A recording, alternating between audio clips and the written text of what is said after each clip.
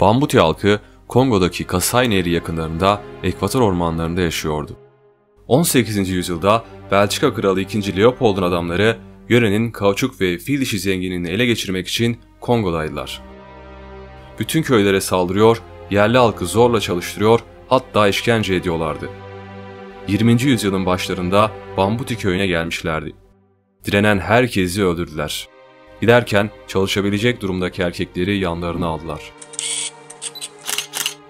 Köyde yaşayan erkeklerden biri de Ota Benga'ydı. Eşi ve 2 çocuğu kralın adamları tarafından öldürüldüğünde o ava çıkmıştı. O yüzden hayatta kaldı. Benga 2 gündür fil avlamak için köyünden çok uzaklarda mücadele veriyordu. Ancak köyüne dönerken yol üzerinde bir köle tüccarı tarafından yakalandı ve Amerikalı bir iş adamı olan Samuel Phillips'e satıldı. Samuel, Louisiana'daki yasa dışı sergisi için pigme yani cüce insan topladığı sırada Batva köyünden geçerken Benga'yı görmüş, onu 1 kilo tuz ve bir parça kumaş karşılığı satın almıştı. Çok daha sonra her şeyi yalanlayacak ve Benga'yı yamyamların elinden kurtardığını söyleyecekti. Samuel Batva köyüne geldiğinde yanında Benga da vardı. Yerliler Leopold'un yaptığı işkenceler yüzünden beyaz insanlara şüpheyle yaklaşıyorlardı. Samuel onlara Benga'yı kötü adamların elinden aldığını, kendisinin de Belçika kralı ile hiçbir alakası olmadığını söylemiş, günlerce yerli halka aslında iyi bir insan olduğunu anlatmıştı. Halkın güvenini kazanan Samuel, Batva köyünden 4 erkek pigmeyi Amerika'da iş vermek vaadiyle yanına aldı. Ayrıca pigme olmayan birkaç Afrikalıyla daha anlaştı. Bakuba kralının oğlu da dahil olmak üzere Bakuba'dan da 5 erkek almıştı.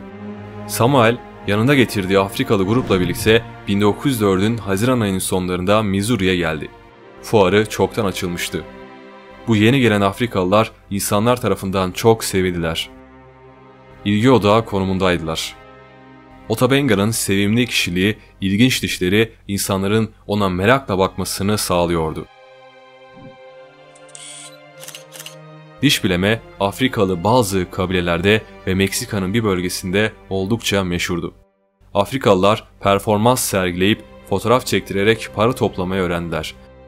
Amerikalılar onları vahşiler olarak görüyordu. Ota Benga tüm ilgi üzerinde toplamıştı. Bir gösterisinde kızıl derilileri taklit ederek bir dövüş gösterisi yapmıştı. Benga'ya büyük saygı duyduğunu söyleyen Apache lideri Geronimo ona bu ok uçlarını hediye etmişti.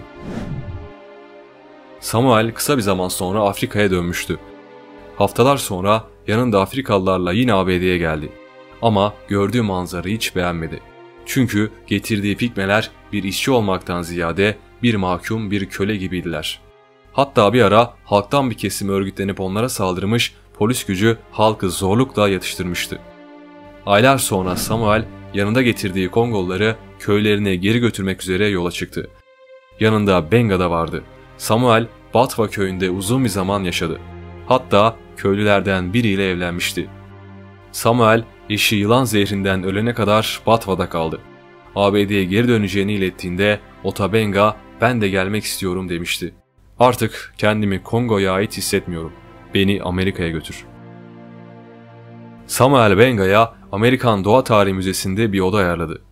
Küratör Henry Bumpus ilk başta Benga'nın istediği aylık $175 maaşı çok yüksek bulmuştu ama yine de onunla ilgileniyordu. Benga sonunda müzeyle anlaşmayı başardı. Üzerindeki yerel elbisesi ve yüzünden hiç eksik etmediği gülümsemesiyle ilk başlarda bu işten haz alıyordu. Tüm gün bir camın arkasında sahte bir ateşin yanında çömelmiş oyuncak bir çocuğa yemek yediriyordu. Sessizlik bir insanı öldürebilirdi. Bu aslında bir nevi işkence gibiydi. Gürültü yok, kuş cıvıltıları yok, rüzgar esintisi ya da ağaçlar yoktu. Benga zamanla bu durumdan rahatsız olmaya başlamıştı. Üstüne bir de işverenlerinin kendisini vahşi diye tanıtması canını daha da sıkıyordu. Bir keresinde binayı terk edip kaçmaya çalışmış muhafızlar tarafından zorla yakalanmıştı. Yine bir gün zengin bir iş adamının karısı ondan oturmasını istediğinde bilerek yanlış anlamış gibi yapmış ve sandalyeyi karşı tarafa kadına doğru fırlatmıştı. Kadın son anda yaralanmaktan kurtulmuştu. Benga'yı Amerika'ya getiren Samuel de maddi açıdan sıkıntılar yaşıyordu. Müze yetkilileriyle yaptığı görüşmeler istediği gibi gitmeyince Otto Benga'yı müzeden aldı ve ona başka bir iş buldu. Benga'nın yeni yuvası bir hayvanat bahçesi olacaktı. Samuel, müze küratörünün önerisiyle Otto Benga'yı Bronx hayvanat bahçesine götürdü. Görüşme olumlu geçti ve Otto Benga yeni işine başladı. Müdür William Hornaday, Otto Benga'yı hayvanlarla ilgilenmesi, yaşam alanlarını temizlemesi için işe almıştı. Ama birkaç gün sonra insanların hayvanlardan daha çok onunla ilgilendiğini görünce fikrini değiştirdi. William onu hayvanat bahçesinde sergilemek istiyordu. Benga'yı sergilemek için ona özel bir alan oluşturdu ve bu alana Maymun Evi ismini verdi. Ancak Benga bu alanda tek olmayacaktı. Bu evin baş dehası Dong adındaki orangutandı. Çok zekiydi. Aynı bir insan gibi davranıyor, söylenilen çoğu şeyi anlayabiliyordu. Benga bu alanda rahatça dolaşabiliyor, istediği her şeyi yapıyordu. Alanda hamağı, yayı, oku ve de ateşi vardı. Serginin ilk günü 8 Eylül 1906'da ziyaretçiler Maymun Evi'nde Benga'yı görmüşlerdi. Demirlerin önündeki tabelada şunlar yazıyordu: Afrikalı cüce Otto Benga. Boyu 150 cm, kilosu 47. Kasai Nehri, Kongo Özgür Devleti, Orta Afrika'dan. Onu Samuel Werner Philip, Eylül ayı süresince her öğleden sonra sizlerle buluşturmak için getirdi. New York Zooloji Derneği bu sergiyi destekliyor, hatta bunun için bizzat lobi yapıyordu. Afro-Amerikan din adamları ise bunu öğrenir öğrenmez protesto etmeye başlamışlardı. Irkımızın maymunlarla bir arada sergilenmesi kabul edilemez. Bizler insan olarak görünmeye layık olduğumuzu düşünüyoruz. Din adamları bu ayıbın Hristiyan düşmanları, Darwinizm savunucuları tarafından yapıldığını düşünüyorlardı. Darwin teorisi kesinlikle Hristiyanlığa karşıdır. Onun lehine olan bir halk gösterisine izin verilmemelidir. Bu tartışmalardan sonra Benga alandan çıkarıldı ve arazi içerisine dolaşmasına izin verildi. Ama yine de ziyaretçiler ona sözlü ve fiziksel şiddet uyguluyorlardı. Bu durumda Benga'yı daha asi ve daha kavgacı yapıyordu. Aynı dönemde New York Times'ta yayınlanan bir makalede şunlar yazıyordu: Misyonerlerimizi insanlığı Hristiyanlığa davet etmeleri için Afrika'ya gönderiyoruz. Sonra da onları gaddarlaştırmak için buraya getiriyoruz. Yoğun eleştiriler sonunda yönetim daha fazla direnemedi ve mecburen Benga'yı hayvanat bahçesinden çıkardı. Samuel'in ona yeni bir iş arama girişimleri sonuç vermedi. İkili, Benga'nın ABD'de kalması gerektiği konusunda hemfikirdi. Benga gitmek istemiyordu. 1906'nın sonlarında Rahip Gordon'ın himayesi altına girdi. İnsanların sergilendiği bu yapılara insanat bahçeleri deniliyordu. İnsanat bahçeleri aslında Avrupa'da çok popülerdi. Özellikle Afrika'dan getirilen ve de Avrupalılara ilginç gelen bu insanlar insanat bahçelerinde sergileniyorlardı. Özellikle Afrikalılar, Kızılderililer ve aborjinler seçiliyor, hayvanların konulduğu alanda sergileniyorlardı. Mesela 1889'da Paris'te çoğunluğu Afrikalı olan 400 insan sergilenmiş ve bunları yüz binlerce insan ziyaret etmişti. Avrupa'nın açtığı bu yol kısa sürede Amerika içinde işlek bir yer haline gelmişti. Avrupa'da 17. yüzyılın başlarında bile insanlar sergileniyorlardı. İlkel yaşam tarzına sahip her halk Avrupalıların ilgisini çekiyordu. İnsanların sergilenmesi en az sömürgecilik kadar eski ve uzun bir geçmişe sahipti. Aztek kralı Moctezuma'nın hayvanlardan oluşan büyük bir koleksiyonu vardı. Ama aynı zamanda cüce, albino ya da kambur insanları sergiliyordu. Floransa hükümdarı Giuliano di Lorenzo de Medici'nin oğlu Ippolito de Medici'nin 16. yüzyılda egzotik hayvanlar ve farklı insan ırklarından oluşan bir koleksiyonu vardı. Bunlar 20'den fazla dil konuşan ve sözde vahşiler topluluğu denilen insanlardı.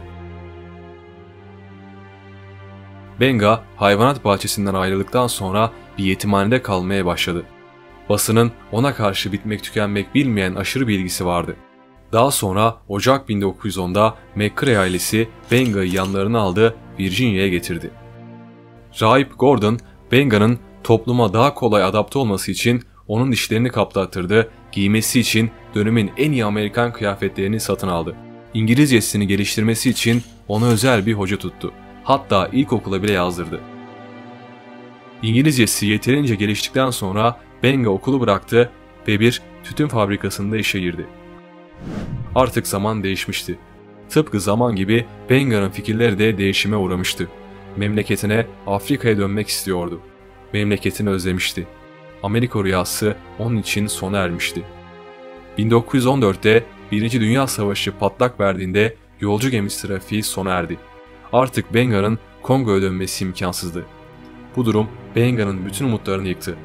Savaş, yoksulluk ve memleket hasreti onu bunalıma soktu. 20 Mart 1916'da 32 yaşındayken bir tören ateşi yaktı, diş kaplamalarını kırdı ve ödünç aldığı bir tabancayla hayatına son verdi. Benga'yı Eskişehir mezarlığının siyahiler bölümüne gömdüler.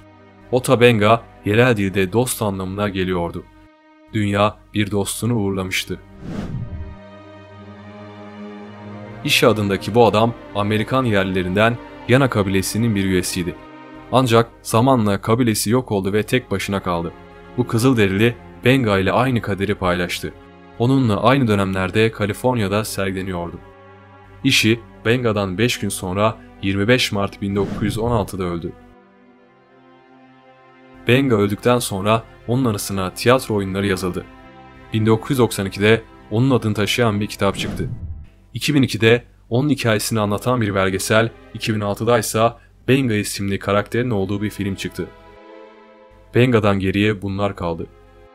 Videoyu beğendiyseniz lütfen abone olmayı ve bildirimleri açmayı unutmayın.